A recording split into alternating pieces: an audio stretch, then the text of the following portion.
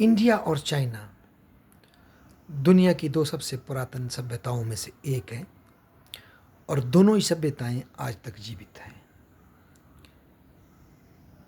और इनके बीच में ज्ञान का, व्यापार का आदान प्रदान सदैव होता रहा है।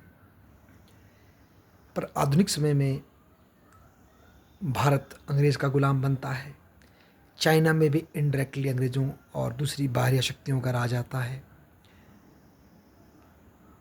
और इस तरह से हमारे रिश्ते एक नए मोड़ पर जाते हैं। होता ये है कि जब मॉडर्निटी भारत में और इस खित्ते में आती है, हमारे पूरे साउथ एशिया और चाइना के इस हिस्से में आती है, तो जो ट्रेडिशनल बाउंड्रीज होती थी वो बड़ी हार्ड फास्ट नहीं होती थी। पर मॉडर्न नेशन स्टेट की स्थापना की जो फीलिंग हमारे अंदर आई, उससे हमारे अंदर एक रुचि पैदा हुई कि हम अपनी एक सीमा रेखा खींचें। तो सबसे पहले ये राष्ट्रवाद की फीलिंग चाइनीज़ में भारत से पहले आई, जिसके तहत वो अपनी एक बाउंड्री बनाना चाहते थे। मैं ये नहीं कह रहा कि राष्ट्रवाद हमारे अंदर पहले आया, चाइना के अंदर आया मॉडर्न सेंस में। मैं ये कह रहा हूँ कि ऐसा राष्ट्रवाद जो एक देश की एक सीमा बनाना चाहता था, ये पहले उनके अंदर आया। और पहला विद्वान, पहला राष्ट्रवादी चाइना का जो था वो डॉक्टर सान यात सेन थे। उन्होंने ये मैप तैयार कराया जिसके तहत चाइना केंद्र में था, तिब्बत उसका हिस्सा था, भूटान, तवांग और ये सारे क्षेत्र पर स्ट्रेटेजिकली चाइना का दबाव होगा, वो चाइना के प्रति उसकी रक्षा का कवच बनेंगे। ऐसी सोच डॉक्टर सान यात सेन की ही थी। और वजह की बात है, कम्युनिस्ट क्रांति के बाद भी, कम्युनिस्ट पार्टी की क्रांति के बाद भी कम्युनिस्टों ने वही मैप, वही रोड मैप नंदलेस अपनाया और फिर तिब्बत को ऑक्युपाई किया। कुछ हमारी गलतियाँ भी रहीं पर उसको ऑक्युपाई किया।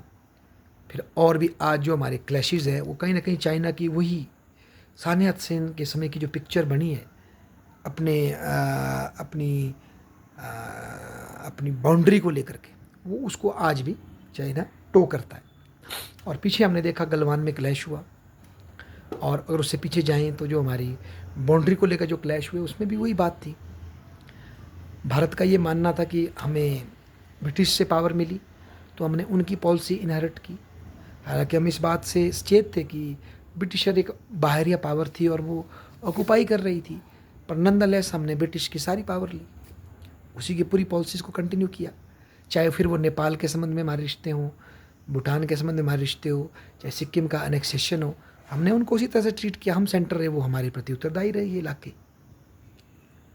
पर तिब्बत के केस में सडनली हमने एक एक्सेप्शन बनाई और तिब्बत जो हमने चाइना को ऑटोनोमस रीजन के नाम पे सौंपा, जो आज अगर हाइंड साइड से देखें हम तो बहुत बड़ी गलती हुई, क्योंकि आज हम देखते हैं तिब्बत फ्रेश रिवर वाटर का सोर्स है जो आज सेमीकंडक्टर इंडस्ट्री के लिए हमें चाहिए, जिसका प्रयास हम लद्दाख में कर रहे हैं। तो सोमन वांगचुक जी पर्यावरण के नाम पे विरोध कर रहे हैं, उनका भी अपना एंगल हो सकता है, पर तिब्बत में चाइना ये सब कुछ कर रहा है। तो मोरोवर हमारी इंडस नदी वहाँ से निकल रही है, तो ये हम तिब्बत को खो चुके। तिब्बत से हमने सेनाएं विड्रॉ कर ली, बजाय तिब्बत में सेना रख करके तिब्बतियों की स्वायत्ता के लिए लड़ते और उस लड़ाई में पराजित होते और फिर भी कुछ सीमा हम कोल्ड वॉर में बचा लेते तिब्बत की, तो आज शायद चाइना और भारत की सीमा लगती नहीं। पर ये बातें क्या हो सकता क्या नहीं हो सकता ये महत्वपूर्ण नहीं है। महत्वपूर्ण है कि फिर क्या हुआ। तो फिर चाइना चाहता था कि बाउंड्री क्लियर हो, और हमें ये मानते थे कि मैकमोहन लाइन बनी हुई है पहले से। तो इस डिफरेंट इंटरप्रिटेशन की वजह से क्लैश पैदा हुआ। चाइना हमसे बेटर प्रिपेयर था, और जब हम हैपाजार्ड मैनर में आगे बढ़े तो चाइना ने हमें मुक्की दी और हम उस लड़ाई में विजय नहीं रह सके। परिणाम स्वरूप जो अक्साई चीन का जो मतलब इलाका हम क्लेम करते थे वो चाइना ने ले लिया, ऑक्युपाई कर लिया। इसके पश्चात शायद भारत में थोड़ी बेटर सेंस भी आई, हमने खुद को फिर स्ट्रॉन्ग करना शुरू किया। पाकिस्तान ने भी हमें थपेड़े दिए और फिर हम और मजबूत होने लगे। फिर नाथुला में 66-67 की लड़ाई हमने बहादुरी से लड़ी चाइना के खिलाफ, और काफ़ी समय तक फिर हमारे रिश्ते एक टाइम फ्रेम में फ्रीज हो गए। फिर राजीव गांधी जी जब आए तो उन्होंने एक सार्थक प्रयास किया कि मैं चाइना के साथ अपने रिश्तों को सुधारूं, जो कि बड़ी अच्छी बात थी। और उसके बाद जब हमने इकोनॉमिक रिफॉर्म अपनाया तो भी हमें फिर ट्रेड की ज़रूरत थी।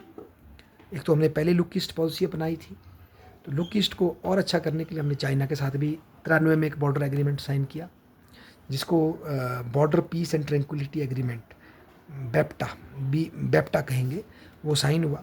और यहाँ से थोड़ी सी हमारी ट्रेड भी बढ़ा और साथ ही साथ जो है, क्योंकि हम एलपीजी पे चल पड़े थे, चाइनीज़ इन्वेस्टमेंट बढ़ी, हमारी वहाँ से व्यापार बढ़ा, और साथ ही साथ हमारे बॉर्डर का की जो इंटेंसिटी थी वो भी थोड़ी कम हुई।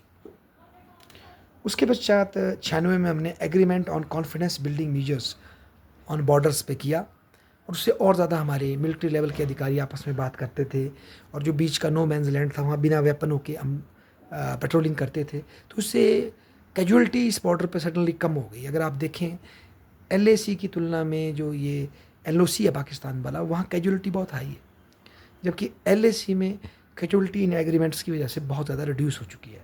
हालांकि over the period of time China पे सलामी स्लाइसिंग करने का, नो मैंस लैंड में बार बार इंक्रोच करने का वो आरोप लगते हैं, हमारे कॉन्फ्लिक्ट रहता है, परंतु ह्यूमन कैजुअलिटी जो है कम हुई है। उसके पश्चात 2005 में फिर से हमने एक प्रोटोकॉल साइन किया ताकि मिलिट्री ऑफिसर्स के बीच में एक कॉन्फिडेंस बिल्डिंग हो। फिर 2013 में यूपीए सरकार ने जाते जाते border defence cooperation agreement sign करके दिया चाइना के साथ, BDCA, जिससे और बढ़िया हमारे संबंध बने। हालांकि इनकर्शन की घटना रहती थी। फिर मोदी सरकार में गलवान की घटना घटती है 2020 में, इसके आसपास। कारण ये था कि मोदी सरकार ने बॉर्डर के क्षेत्र में जो इंफ्रास्ट्रक्चर है उसको ज़्यादा बिल्डअप किया, और इसमें नो डाउट अमेरिका ने भी हमें प्रॉपअप किया कि करिए, आप अपने बॉर्डर के इंफ्रास्ट्रक्चर को बिल्ड कीजिए। तो आप देखते हैं कि मोदी सरकार जब आई तो उसने, चाहे आज शिंकुला टनल देख रहे हैं हम, जोजिला टनल देख रहे हैं, या ट्रांस अरुणाचल हाईवे देख रहे हैं, कई इस तरह के प्रोजेक्ट्स हैं, उत्तराखंड में हमारे बॉर्डर की कनेक्टिविटी देख रहे हैं, उसको पुश कर दिया। तो इससे चाइना थोड़ा सा इंसिक्योर हो गया, क्योंकि चाइना पहले इंफ्रास्ट्रक्चर बना चुका था, हमने बनाया नहीं था। तो चाइना को ये लग रहा था कि कहीं ना कहीं इंडिया भी हमें कहीं इन सर्कल तो नहीं कर रहा अमेरिका का स्ट्रेटेजिक पार्टनर बन के।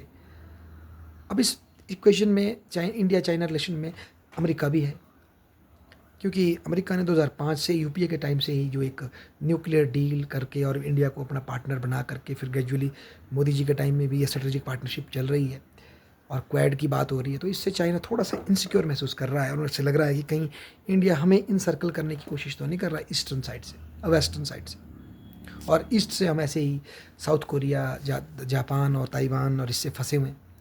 तो ये कुछ इस तरह की इनसिक्योरिटी चाइना को रही। तो इसके परिणाम स्वरूप चाइना ने फिर ये इस्लामी स्लाइसिंग की टैक्टिक्स, बॉर्डर में इनकर्शंस की टैक्टिक्स को बढ़ाया, ताकि भारत इनसिक्योर महसूस करे, उसको मतलब पता लगे कि ऐसी एक्टिविटी ना करे। तो फिर वो कॉन्फ्लिक्ट गलवान का होता है और शहादतें होती हैं दोनों तरफ। फिर काफ़ी समय तक भारत भी बड़े दृढ़ता से लेता है चैलेंज, और चाइनीज़ ऐप बार करता है, चाइनीज़ इन्वेस्टमेंट को रोकता है, 5G में चाइनीज़ को आने से रोक देता है बड़ी कड़दम तरीके से। तो रिश्ते काफ़ी हद तक हमारे डिफरेंट हो जाते हैं। और सबसे बड़ी बात है, हमने इक्वल प्रोपोर्शन में फोर्स डिप्लॉय कर दी चाइना के खिलाफ। तो चाइना को ये एहसास हो गया कि युद्ध होगा तो फिर बढ़ेगा, और इसी दौरान अमेरिका ने भी चाइना पे स्क्रूज टाइट करने शुरू कर दिए। मोर ओवर अमेरिका ने इस पूरे खित्ते की जो स्ट्रेटजी है उसका नाम इंडो पैसिफिक कर दिया, इंडिया को सेंटर कर दिया, पिवट टू एशिया कर दिया, जिसमें कि इंडिया उसका सेंटर एलिमेंट है। तो ऐसे में चाइना पे भी स्क्रूज कसने लग गए, और उधर से रशिया के साथ ये वॉर हुई, अमेरिका की यूक्रेन में चली हुई है इनडायरेक्टली। तो इन सब के बाद अब चाइना और रशिया जो है और ईरान एक्सक्लूडेड महसूस कर रहे हैं, पर ब्रिक्स का एक प्लेटफॉर्म उनके पास है, पर विदाउट इंडिया उनसे ये काम नहीं हो रहा। इंडिया की सहयोग होनी चाहिए इसमें। तो इस सब को देखते हुए मुझे लगता है व्लादिमीर पुतिन ने भी शायद अंदर से चाइना को कन्विंस किया होगा, और इसकी वजह से जब अभी सम्मेलन जो ये अभी कज़ान में हुआ 2024 में, इससे पहले ही इंडिया चाइना के बीच में एक बॉर्डर एग्रीमेंट अच्छा स्थापित हो रहा है, और चाइना ने जिन पेट्रोलिंग साइट्स पे आके बैठ गया था वहाँ से मैक्सिमम से विड्रॉ कर लिया है, और एक दो साइट्स पे जहाँ पर वो अभी भी है, गोगरा प्लेन्स हो या शुमार हो, वहाँ पर अभी टॉक्स चली है, और शायद जल्दी ही, या देशपांग हो, जल्दी चाइना वहाँ से विड्रॉ कर देगा। तो इससे शायद हमारे बीच में एक नया ट्रस्ट बिल्ड होगा, आपसी ट्रेड बढ़ सकता है, और जो चाइना और ब्रिक्स जो एक नई ग्लोबल इंस्टीट्यूशंस खड़ा करना चाहते हैं, जो कि वर्ल्ड बैंक, IMF को और US करेंसी को टेक ओवर करे, तो इसमें इंडिया की कंट्रीब्यूशन महत्वपूर्ण हो सकती है। विदाउट इंडिया ये कर पाना उनके लिए उतना ईजी नहीं हो पा रहा है। मोरओवर इंडिया ने अपनी कंसर्न भी रखी है कि इंडिया चाहता है कि अगर कोई नया ऐसा इंफ्रास्ट्रक्चर बनता है तो उसमें इंडियन करेंसी को भी, इंडियन टेक्नोलॉजी सिस्टम को भी, यूपीआई को भी इसमें शामिल किया जाए, ताकि इसका लाभ फिर इंडिया को भी मिले। तभी इंडिया जो है पुराना जो सिस्टम है वर्ल्ड बैंक, आईएमएफ वाला और यूएस रिजर्व करेंसी वाला, उसको छोड़ के इंडिया को लाभ है जब इस नए सिस्टम में इंडिया को कुछ इंक्लूसिव पार्टनरशिप का मौका मिलता है।